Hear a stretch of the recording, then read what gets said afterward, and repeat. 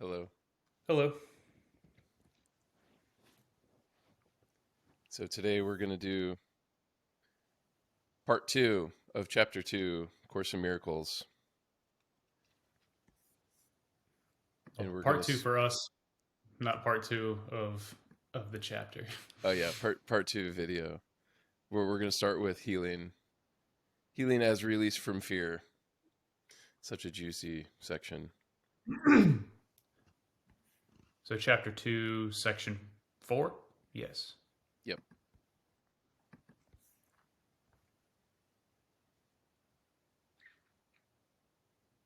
Why don't I just start and I'm going to read the whole second paragraph, or maybe start reading the second paragraph and we can dissect it as necessary.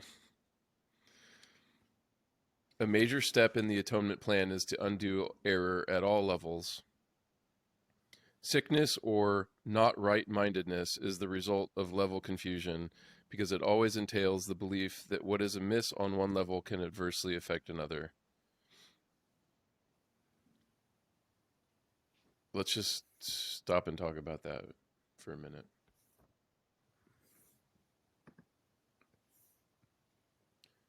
So the result of level confusion, the levels being spirit and the material world.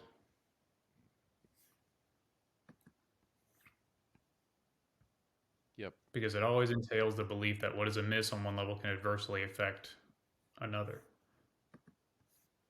Well, is that not true? Can you not you could be spiritually or psychologically upset and it cause problems in the material through behaviors,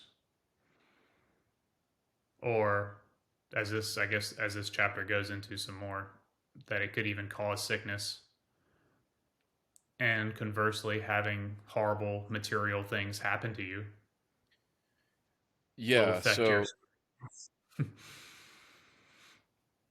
so I think I think what's gonna come out of this chapter is that it only works in one direction, from mind down. So it's not true that what is amiss on the physical level can adversely affect the mind. It's saying that, Right, the mind can react to it, but it's not actually being affected by the material. yeah. And I mean, it's interesting that sickness is equated with not right mindedness.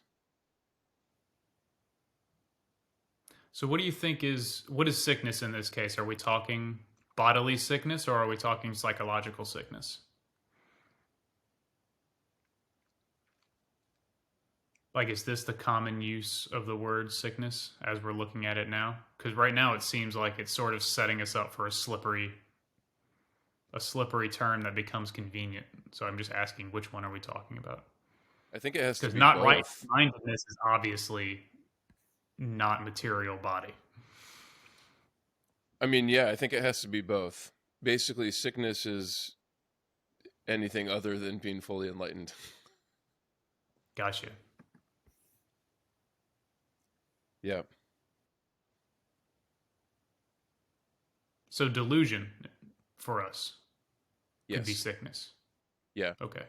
Yeah, and I think that's the whole point of this whole, well, the whole thing, but certainly this section is that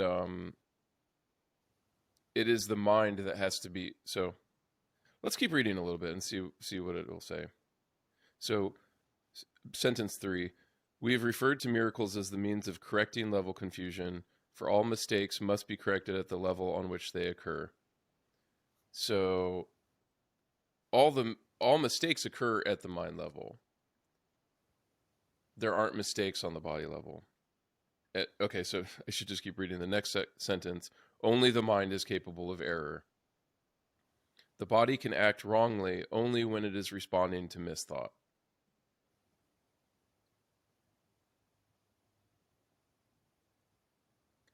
So therefore, like, sickness is just error at the mind level. And then it causes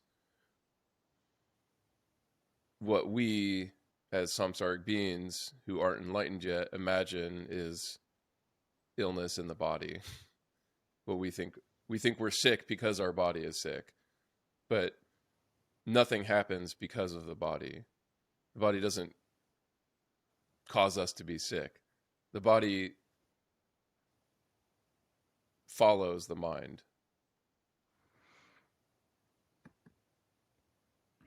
Could you say, if you have a sickness in the body and you don't recognize it as such, is your body still sick? Depends on who you're talking to. Like, I think that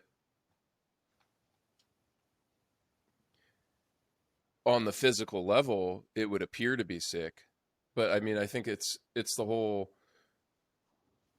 it's the crucifixion principle, right? It's like the body appears to be being mutilated and tortured, but the question is, are you sick? Was Jesus sick in any way or ill?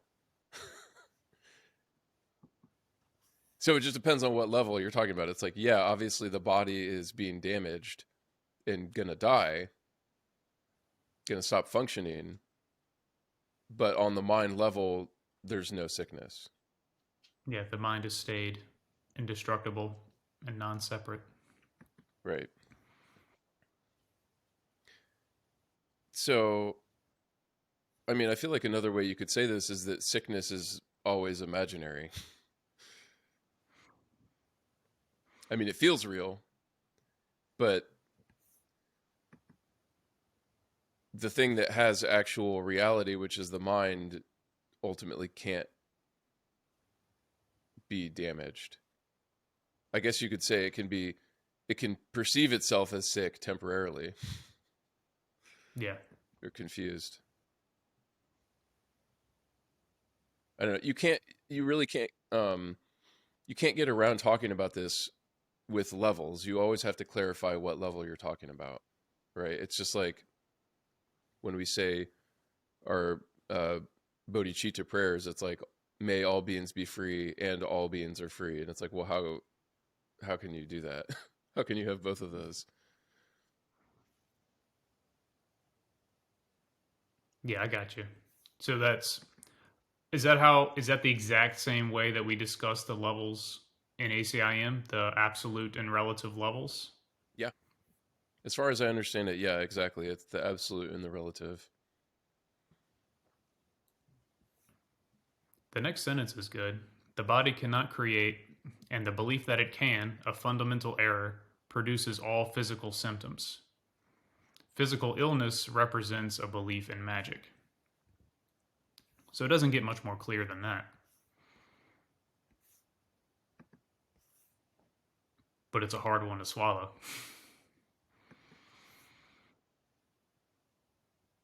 Yeah. Okay. So, I guess the only reason is because you're putting gravity in an appearance of the mind, such that that is serious in a way that your perception of the situation doesn't have gravity. Like that's not the thing that matters. The sickness that is perceived is what has mattered, and that's what matters, and that's where your confusion is. Would that be a correct understanding? so yeah, I think so. Um, so the belief that the body can create. So the belief we have to talk about, the belief happens in the mind. So the belief is on the mind level and it's an error. And so if you believe that the body can affect the mind, then that produces physical symptoms. That enables sickness, basically.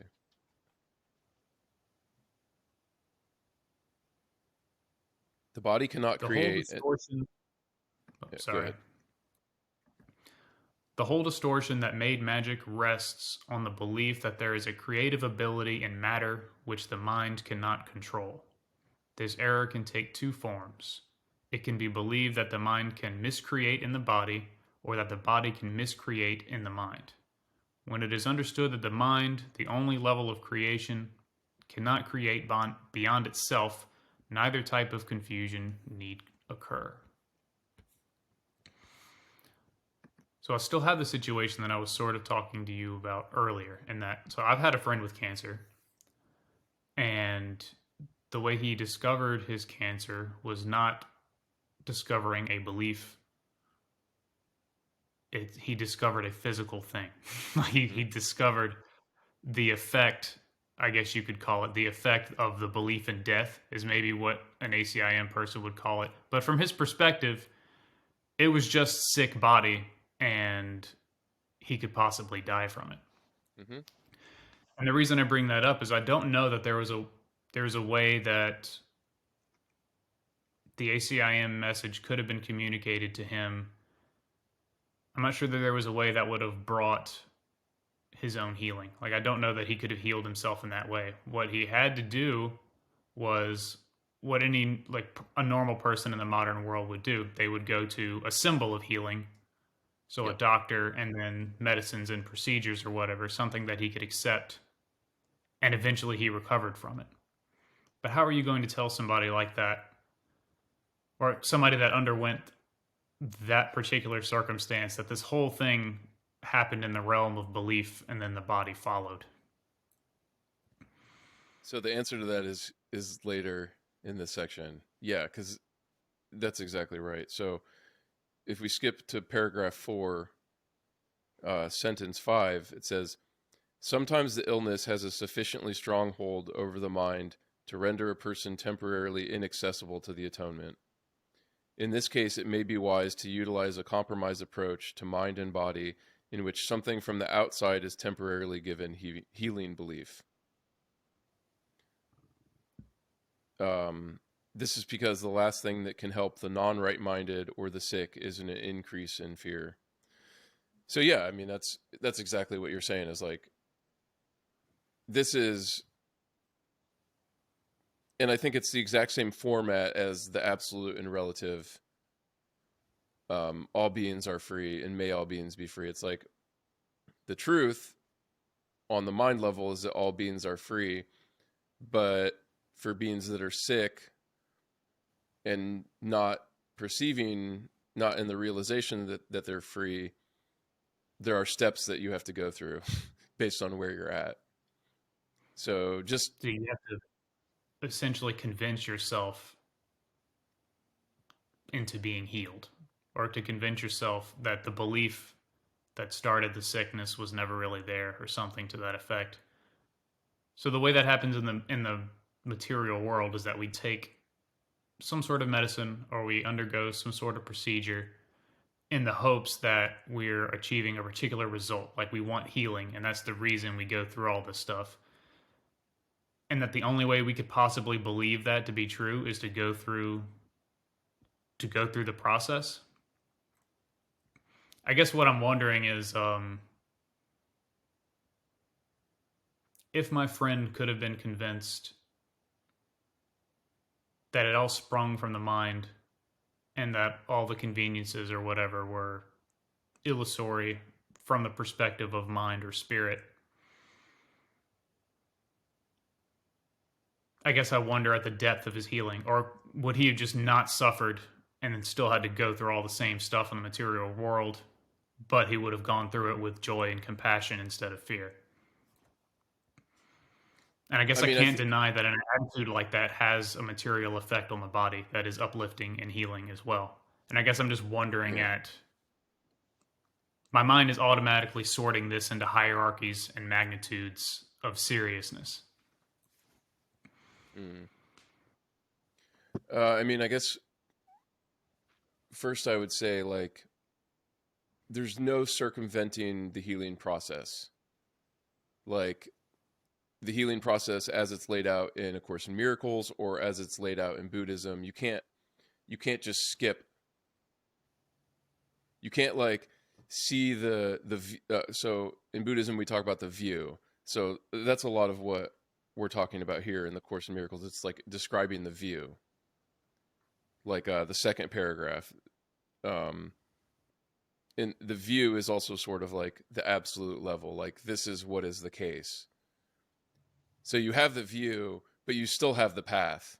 So you can't circumvent the path. You can't just jump into realizing the view without walking the path. So the way I see it, everything you're talking about right now is like all of these like kind of like compromising steps of like you can only accept certain things and you're at the level that you're at. You always just need to take the step that's in front of you. You can't jump past without taking that step. So if that step is like, I mean, basically the way I see it is everybody, whether or not they're even aware of being on the spiritual path. I mean, and I do think this is the ACIM view too, is that the whole world and all the samsaric beings are on the path of discovering the truth. Like the whole thing is a learning environment. It's just that most people don't even realize that's what they're doing. They're just kind of wandering around lost. And when you're wandering around lost, you have to do all this stuff like go to the doctor. And sometimes I think that, so another thing you brought up is sort of, it sounds to me kind of like the same conversation about manifesting. So like you can still within the dream learn that there's a way to like change your mind and have positive results in the world. So you can do that. And I think it's probably the case that people go through many cycles of this. Like you change your mind like you basically implement positive mindset and positive affirmations, and then your life gets a little bit better in the dream, but then it also can regress. So eventually, like you might be able to cure your cancer with magic, as Course in Miracles describes it. Like so magic can work in the dream, but then it doesn't actually take you out of the dream though. Unless it does. Yeah. Unless it's your time to actually finish. It just depends on where you are in your path, right? Like I think somebody This is how the karma was going to ripen. It was going to have these physical effects. And yeah, this is just the experience that's in for your body. Or as an ACIM person would say, the script is written. All this stuff is going to happen. And all you can really do is change your perspective about things. Right. Yeah, so I mean, but these are really good questions because it's like, well, I think actually this relates quite a bit, what had just occurred to me, to the next section that we're going to talk about, which is basically that the function of a miracle worker is to accept the atonement for themselves. So like what you're talking about is like whether or not it's skillful or wise or helpful to tell somebody that they have cancer, hey man, it's just all in your head. And like, yeah, that may or may, depending on who's doing the saying and who's the one that's sick, that may or may not be helpful. But it sort of brings it back to like, it's ultimately like it's a personal path, right? So it's a question of like, if you're the one studying ACIM, can you accept this teaching and follow the prescription from the doctor who's Jesus yourself? Like wondering, does that make sense? Like whether or not it applies to somebody else. So like whether you can implement that or whether it would be helpful for somebody else would actually fall under another teaching in the Course, which is like, basically you have to know your brother before you can help them really, or say anything about their state. And it's like,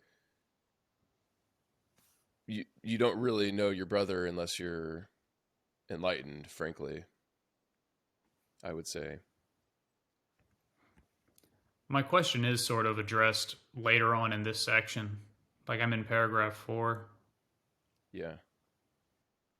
Let me see where exactly it starts, or maybe it's the whole thing. All material means that you accept as remedies for bodily ills or restatements of magic principles. This is the first step in believing that the body makes its own illness. It is a second misstep to attempt to heal it through non creative agents. Mm-hmm. It does not follow, however, that the use of such agents for corrective purposes is evil. Sometimes the illness has a sufficiently strong hold over the mind to render a person temporarily inaccessible to the atonement. Yep. In this case, it may be wise to utilize a compromised approach to mind and body, in which something from the outside is temporarily given healing belief. So that's something that's absolutely necessary for somebody entrenched in the Yeah. material and has no use for like basically any conceptual ideology. Like the stuff that matters is material. Exactly. And it's And they can also only accept a communication in that sphere. right.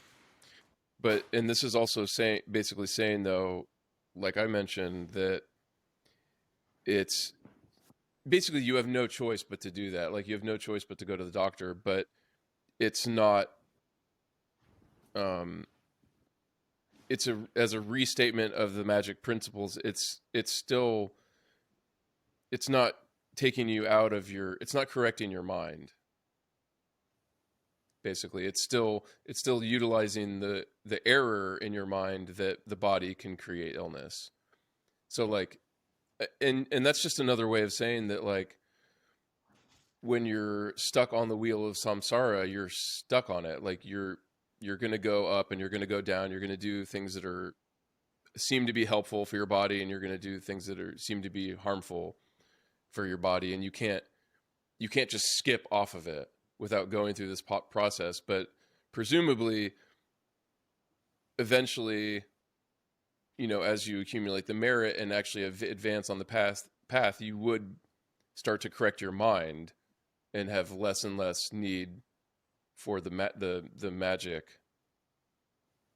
because your belief that the body creates bodily illness, or that the body can has causation on the mind level, that belief just goes away. But that's only through practicing and revelation and awakening and stuff like that. So what we need are examples of people with actual atonement, like actual spiritual mastery that can show the benefits of having a free mind, and like what those benefits are on the body, like the body's ability to heal or Mm. recover, for instance. Mm-hmm. I'd be very interested to see that.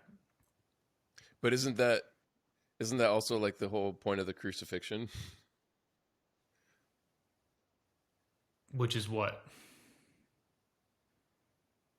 That like, That destroying the body is not the big deal. well, that, yeah, but also like, well, okay, so I'm going to show my ignorance here because I don't really know the stories in the Bible that well, but like when Jesus resurrected, like his presumably like his hands, like they might have been like they healed, right? Like maybe he still had holes or scars, but like I don't know, that's maybe not a good example, but the idea though. Well, there's the hope, right? That I guess there's a way of hoping that that would be the result of a completely freed mind, is like you can display your body however you want, and But it's it's always also, beneficial because that's all you do. yeah, but but that's sort of just like a nice side effect, right? Because like even if you do have some gnarly sickness and then you become enlightened and that sickness gets better, like your body's still going to die. So I would really just view it as like a perk at best. Like if something's wrong with your body, it might get better, but that's not really the point, Yeah, the point is that as the you know. real you is indestructible. Yeah. So I think that this is more uh is it talked about in this section? I'm not sure. We might have skipped it over, but talking about how the body is the learning tool, basically, or the learning It's in device. here. Okay. So it's like once you learn what it is you're supposed to learn using the body as the learning device, you don't need the learning device anymore. So it's like accomplishing something with the body is not the end that we're seeking, or having some state of health in the body is not what's being sought here. It's but it is interesting because when we're confused and suffering, that all seems to manifest through the body because the body is the learning device. And isn't that interesting? Because it seems like the more caught up in suffering and sickness that we are, the more real the body seems. Like it kind of comes Yeah. to the forefront of our experience and our fixation. Because that's where you feel the fear, right? Is in the body. Which I suppose ties back to the point of our conversation here, although it didn't talk as much about addressing fear as I thought it would. So there's a really I thought about maybe referencing this and talking about it, but I decided not to. It would be a good conversation another time, but the manual for teachers has a really good section on healing. I think it's way more in depth. It's not super long, but it's like it's basically the same as this section, but like better. So maybe we can talk about that another time. I would like to, because it's one of my favorite sections in the manual for teachers, but it covers this whole topic like very thoroughly. Cool. But maybe we can, yeah, let's move on to the function of the miracle worker. Unless there's any final thoughts on healing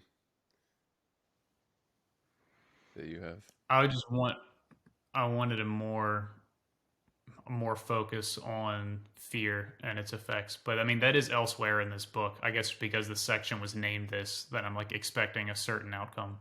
Right, right. Well, and later in this chapter, there's also the section fear and conflict in section 6, but I'm not sure if Yeah. we're going to get to that. Cause and effect Um, also seem to be like directly related to. So yeah, it could just be it's yeah. better to save it for another discussion. Well, well, so one thing that is interesting that about the course that I think that it's a terminology thing that I'm not totally on the same page with because I don't quite understand all of how they're using this word, but basically like that there's fear and love, right? This is kind of the big it's almost like the course uses fear and love kind of in the same way that Buddhists use samsara and nirvana. So fear is representative of samsara, love is representative of nirvana, which of course makes sense, right? But it's like the course uses fear in a much broader, more comprehensive way than like it's not just a specific um emotion. It's kind of, does that make sense? Like it's Yeah. kind of a much bigger umbrella term. So I think that may be with you Yeah, wanting I've to noticed address that it. too. That it's like Yep. it's more pervasive in ACIM. Like the fear is more pervasive. And although we like intuitively we attach it to the sense of self because whatever else could you be afraid for? But yeah, that is how they use it. Like the root of samsara and the root of fear seem to be the same. And honestly, that makes a lot of sense to me. Like, um, it's almost so in Buddhism, there's all these like numbered clusters of concepts, but there's so one of them, it's like the three characteristics of samsara. It's like so there's ignorance, um, aversion, and attachment. or desire, or clinging desire. So, and like ignorance is kind of in the middle. Ignorance is like the neutral one where you're just confused, and then there's like clinging or desire and aversion. So it's like pushing and pulling. But you can kind of see how is fear is overarching in a way, right? Like fear covers all three of those in a way. Does that make sense? Like Yeah. it's kind of similar to, it's like trying to hold on to something. Yeah, And fear you, can be the motivator in all three of those. Like yep, you are attached because you're afraid of losing it. You're ignorant because you're afraid of like seeing the truth, and then exactly. rejecting because you're afraid of the result. Exactly. Yeah, and the fear of seeing the truth is an interesting one. I don't quite know how to wrap my head around that, even though I have experience of it, but it's almost like indescribable kind of sense. It's like it's similar to how, or it makes me think about how, for me, sometimes before an actual revelation event or awakening event, there's just kind of this like non-differentiated fear. It's basically it's like the ego thought system throws up this just fear of disappearing when it knows it's about to disappear for a second. And it's like completely non-specific. It's just like a general, like, I'm about to, it's really the fear of death, right? It's like, this is Yeah, thing that I totally. think I am is about to disappear. Yeah.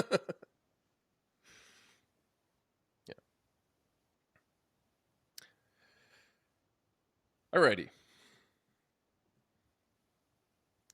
The function of the miracle worker. Let's see.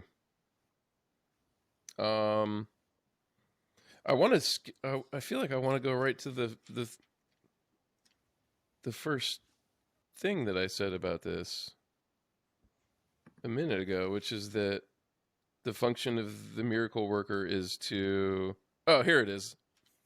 I found it. And this is actually in italics in the course, but in paragraph 5 of section 5, it says the sole responsibility of the miracle worker is to accept the atonement for himself.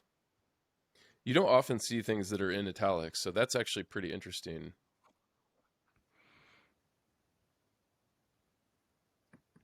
What do you make of that?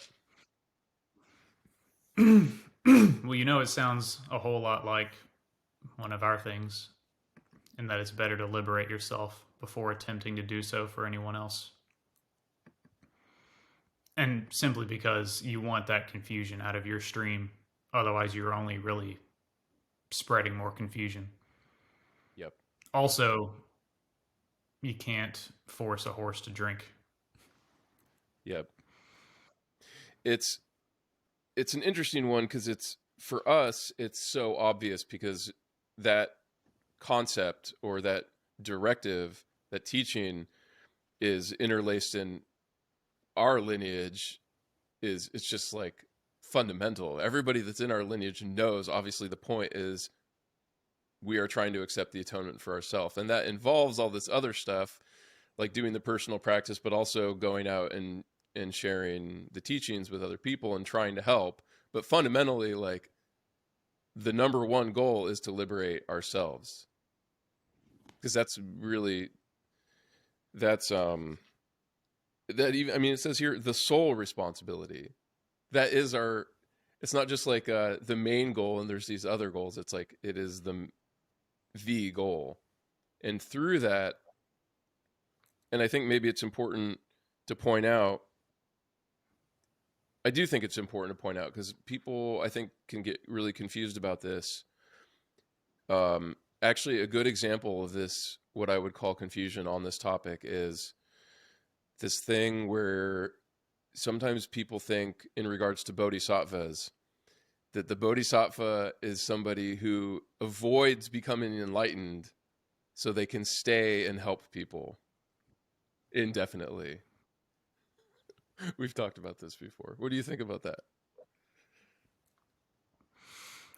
I think That comes from bodhisattvas not realizing Buddhahood before they die. And people just say, "Oh, that must have been the motivation because it keeps happening." But Yeah. also, I think that's the motivation a bodhisattva needs to attain liberation, not necessarily like that's how it is. Yep. You need that motivation to liberate everyone else no matter what, even if it's to your own, like even if you don't make it yourself, you still need that motivation. And that's the important thing, Hmm. not whether you're going to make it or not. Because if you're constantly playing with whether you'll make it or not, or if you set it aside and you don't look at it, you won't make it. And that will be the tale of the bodhisattva. Mm, nice. Maybe what I find useful personally is understanding, or at least trying to understand, contemplating, I would say, that. So if we look at the situation, who is able to help the most? And in this situation, the obvious answer is, well, Jesus. And so, like, when Jesus returned from whatever he was doing, probably in India, which I know is a whole controversial thing, he came back and was already, basically, we're assuming he was completely enlightened already. And from that point, that's when he's done everything that we know about what Jesus has done, and all of his teachings came from, he was already completely enlightened. So if you think about that, it should be really obvious that, like,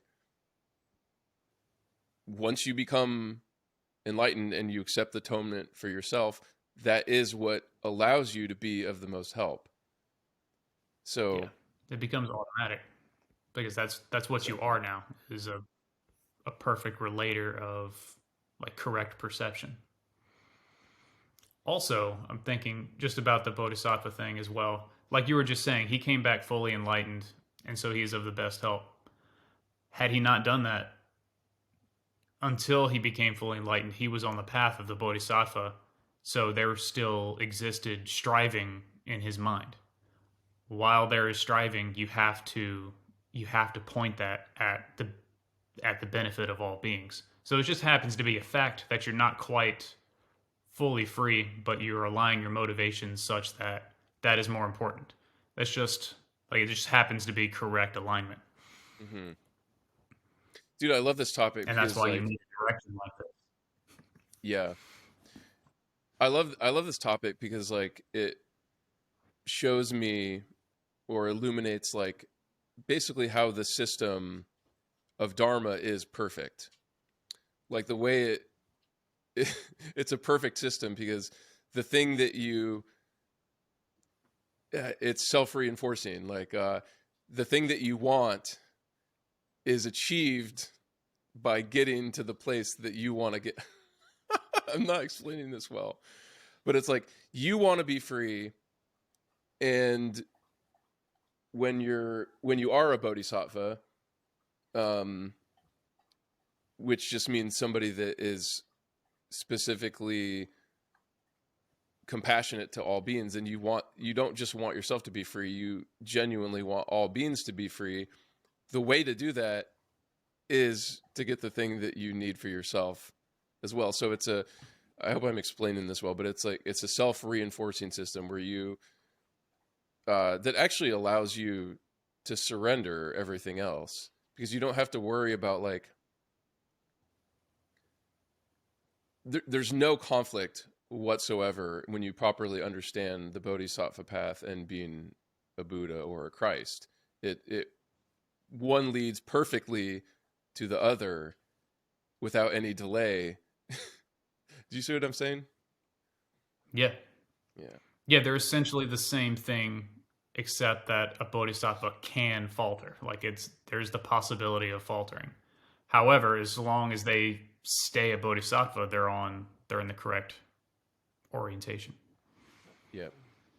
And so one of the ways to become, well, the way that you could possibly become confused as a bodhisattva is to think that you need to do something other than accept the atonement for yourself. Thinking that basically, like, I need to go out and And I don't even know. It's hard for me to even wrap my head around how you would make that confusion. But basically, thinking that abandoning your own process of accepting the atonement and thinking that you just need to go help other people in some way, which is, yeah. So it can be tricky because it's almost like a paradox, but it's actually not. It's actually a perfect system. Yeah, it's one of those instances of like taking advantage of a paradox to get the result you want, which like it turns up in non-duality stuff all the time. So in practice, I can say, well, so for me personally, like I have a mixed approach where I feel like I understand this correctly, and I understand that to become a Christ, I have to bring all my brother, like the way he says it, like you have to bring all your brothers and sisters with you.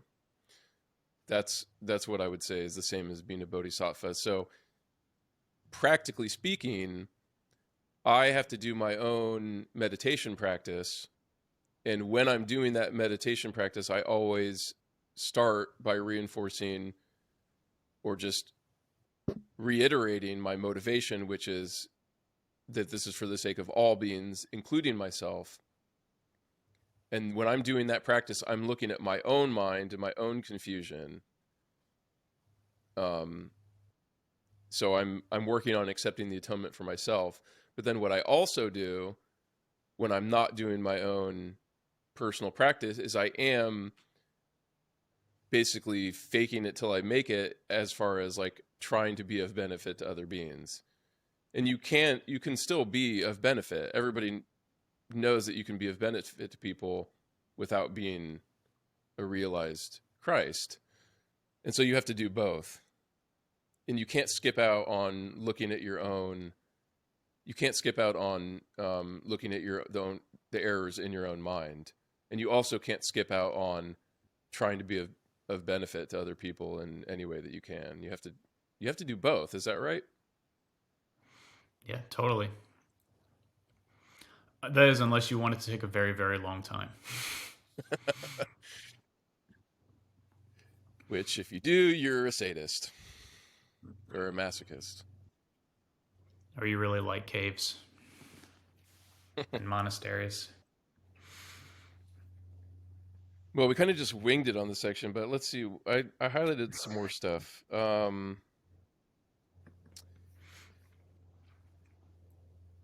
Well, actually, here, this is sort of circling back. Just looking at the first paragraph in this section, the function of the miracle worker. Before miracle workers are ready to undertake their function in this world, it is essential that they fully understand the fear of release. Otherwise, they may unwittingly foster the belief that release is imprisonment, a belief that is already very prevalent. This misperception arises in turn from the belief that harm can be limited to the body. That is because of the underlying fear that the mind can hurt itself. And then the part that I highlighted is the next sentence. None of these errors is meaningful because the miscreations of the mind do not really exist. So this reminds me actually of one of my favorite Padmasambhava quotes, Guru Rinpoche quotes, where Yeshit Sogyal was asking him, is there any, I'm paraphrasing, I don't remember the exact quote, but basically she asks, is there some abyss into which we can fall? Basically like a mental, it's basically the question like, can I become insane or lose my mind? Really is that question. And Guru Rinpoche says, basically an abyss is just the mind's paranoid thought. So basically he says, Oh, yeah. no, yeah, no, there's no, and that is sort of the fear of release, right? Like if I let go of this whole idea that I'm holding on to, that I will be lost, basically lose your mind. Yeah, the self that's holding everything together is going to disappear, and then everything falls apart because I'm gone now. And so what Jesus is saying here is basically exactly what Guru Rinpoche says to Yeshe Tsogyal, which is none of these errors is meaningful because the miscreations of the mind do not really exist. I thought that was going to be closer to what Padmasambhava said, and that there's nothing to lose ever. Like you were never going Yeah. to lose anything. That's kind of the point. Yep. So I really like that one. He goes on to say here, this recognition is a far better protective device than any form of level confusion because it introduces correction at the level of the error. So really, so next sentence, it is essential to remember that only the mind can create and that correction belongs at the thought level. So this is kind of like an emptiness teaching, right? In fact, this is talking about like a common objection to the two-part formula is that people realize that they don't know how to surrender all the way, Right. or that when they try, there's like a causeless fear. Well, it's not causeless, it's from the holding and not really being sure what happens if you stop holding at that depth. Mm-hmm. But yeah, that this is literally a thing that comes up all the time. Yeah, I love how you said that. Being afraid of what happens at the deeper level when it's basically a belief in darkness. So, which is the same as thinking there's an abyss. Like at whatever level I'm holding on to, if I stop holding, I'm going to fall into this darkness that I am imagining is there underneath what I'm holding on to.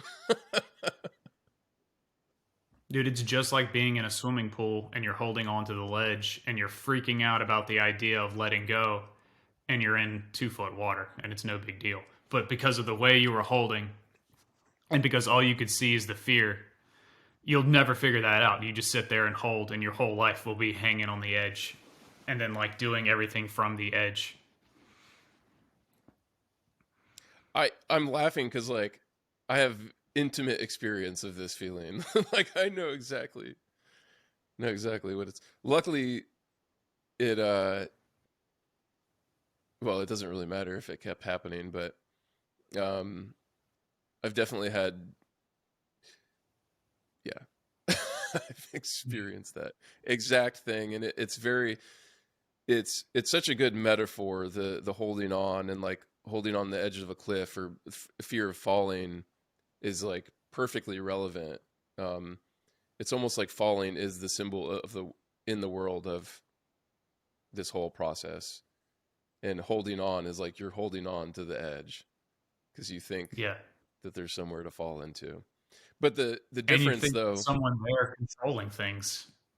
And that's the evidence of that, right? Is the holding. It's right? like there's something controlling this. That's why Yeah, there's holding. But that's not the case either. and you think that because of the holding that you're actually not falling currently, which is the funny thing, because you already are in the free fall, right? there is Yeah. That's there what isn't actually psychedelic holding. shows you anyway. Yeah, Like in a psychedelic freak out, you've been falling. You're just there freaking out about whether or not you're accepting that you are falling or not. totally. Good stuff. One more thing I was going to say. Actually, let me read this because this is good stuff. To amplify an earlier statement, spirit is already perfect and therefore does not require correction. Um, the body does not exist except as a learning device for the mind. This learning device is not subject to errors of its own because it cannot create. It is obvious then that inducing the mind to give up its miscreations is the only application of creative ability, a creative ability that is truly meaningful. So I almost would say that like the function of faith sort of comes in here where like or it could um it's almost the term leap of faith sort of applies to this, because you're seeing these teachings, you're seeing Jesus say that spirit is already perfect, does not require correction, and there's other quotes in the course like I don't know, you're already safe at home, and you always have been. So like nothing is going to happen to you. And but hearing that, and you can't really accept it until you experience it. You can't fully accept it until you're fully enlightened, I think.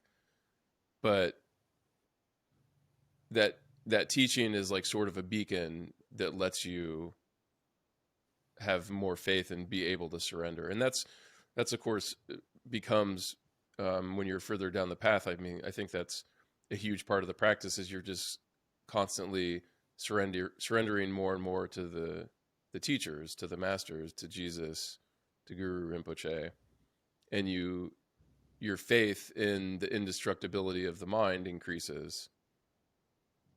It increases through experiencing it, but like for me, I'm not experiencing it all the time because I'm back in confusion, so I have to keep going back and experiencing that indestructibility through doing the practice.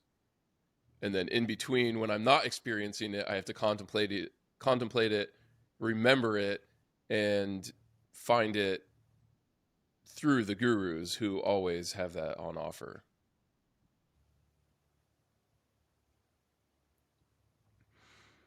Yeah, I see it as another way to soothe the fear of death.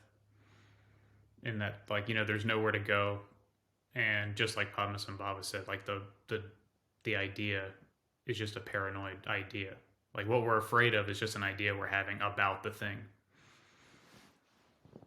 and so it's a miscreation. The whole idea of death and whatever there is to be afraid of. Let's bring in a little secular quote, right? But the only thing to fear is fear itself. It's kind of true, right? Kind of.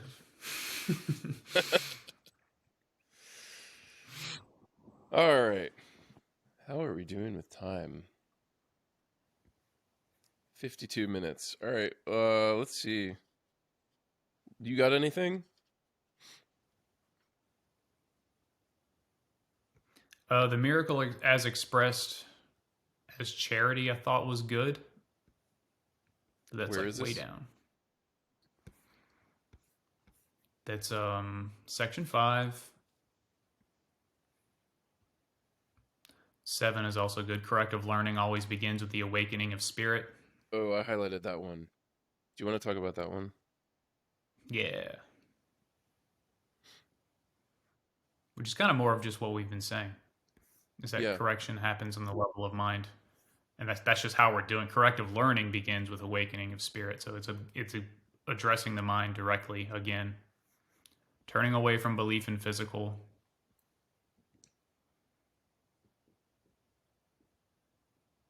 The Holy Spirit cannot see error.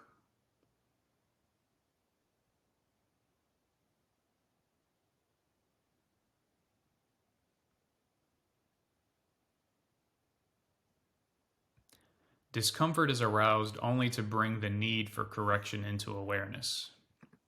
That's one we run into quite a bit, Yeah, yeah. especially as practice. Exactly. That's almost that's like one of the very most main principles of how we practice on a daily basis, is like looking out for any discomfort is always a sign that something needs to be corrected. And that's a very practical it's funny because at first, earlier in the path, that's like hard to work with because everything is uncomfortable. There's so much discomfort, you don't know what to do with it. But like, yeah, eventually like it thins out a little bit, and then you can work more individually with, you can like seek out the specific error that each discomfort causes and correct that.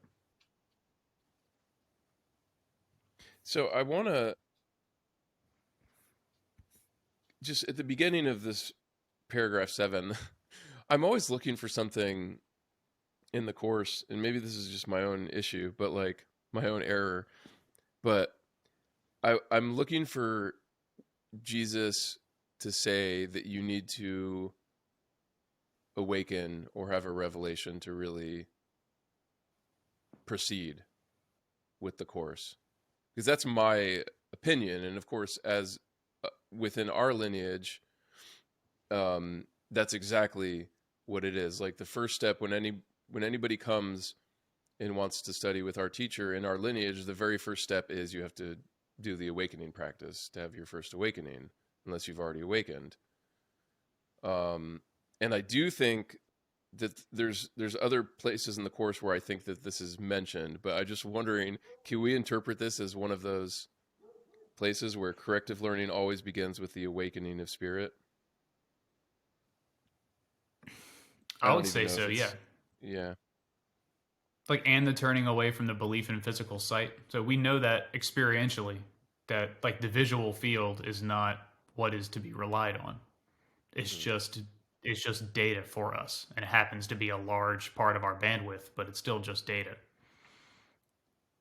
And when Do you're you, awakening, that's what you're realizing, that there's something or nothing underneath all of what is visually and audio, like everything that is available experientially. There's something behind that, and that's the awakening aspect. So yeah, I would agree. mm-hmm.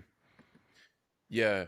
And again, here's another course quote that I'm just having to paraphrase, but like basically I think very early on it says basically that this is a course in mind training. And the field of work, I mean, obviously this is everywhere because this is how it works, but the field of work is the mind. It's not the body. And I think that I want to say that you can't really internalize that until you have had a revelation. You have to have that first awakening to really understand that, okay, this isn't about doing something in the world or correcting something in the world or correcting something about my body and my personality. The the field of work is the mind. Yeah, And that's it's a I think that's perception thing. There's something about perception that needs correcting, or yeah. something that's missing, or something that's obscured. Yeah. And you can't there just seems to be I'm always wanting to because I want to convey to people how important awakening is, because it is so important. And it's like before before that awakening you can sort of basically you have to believe what the course is saying about this being mind training. And so you're not you don't really know that. You don't you don't understand it. You can't internalize it. It's just sort of like you're relying on somebody telling you that that's what you're doing, but you can't really, I mean, to put it simply, you just can't do the course until you awaken. Yeah, you have to take the whole thing on faith. Like even the pointers to absolute reality, you kind of have to just be like, "Well, I don't see that, but I'll keep going."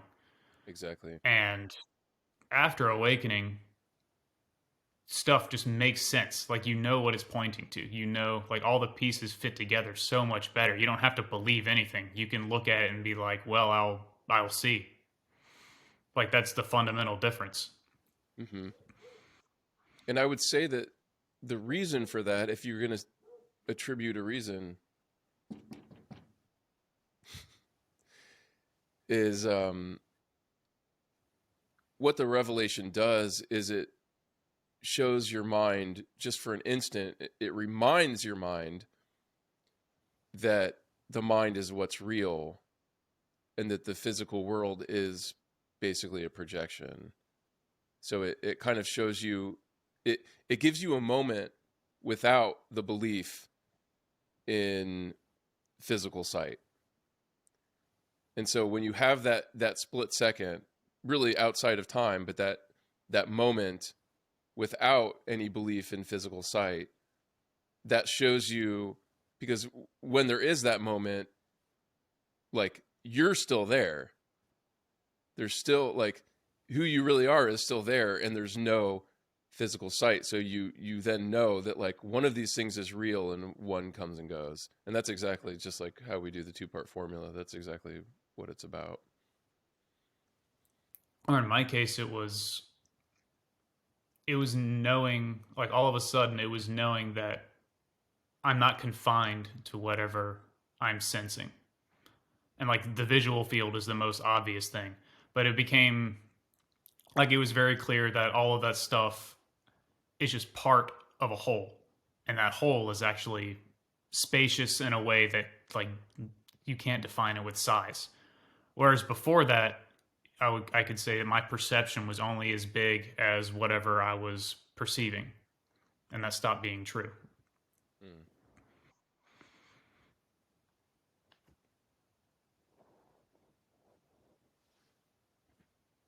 Awesome.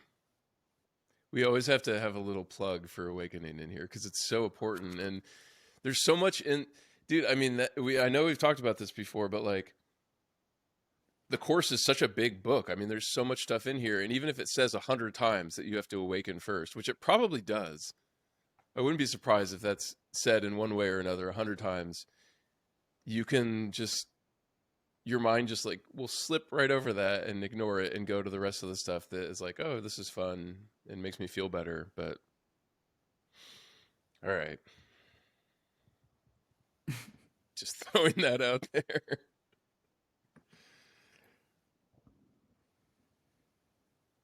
All right, what else? Mm.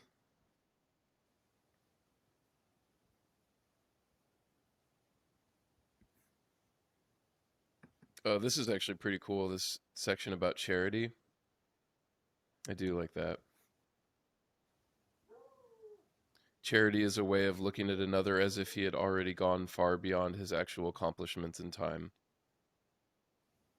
I'm Yeah, I not even like that sure how too. I'm not sure how this relates to the rest of the section we're on, but I do like that. And that's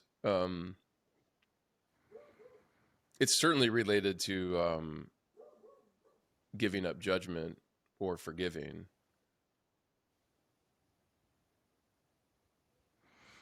I think it's what makes it important is recognizing, like actually recognizing the divine in the other makes a miracle possible. I think is why why it's included in this section. How does it make a miracle possible? Let me see. At least that's what I took from it. Yeah, no, you're probably right. I just want to know why you think that. Since his own thinking is faulty, he cannot see the atonement for himself, or he would have no need of charity. The charity that is accorded him is both an acknowledgement that he needs help and a recognition that he will accept it.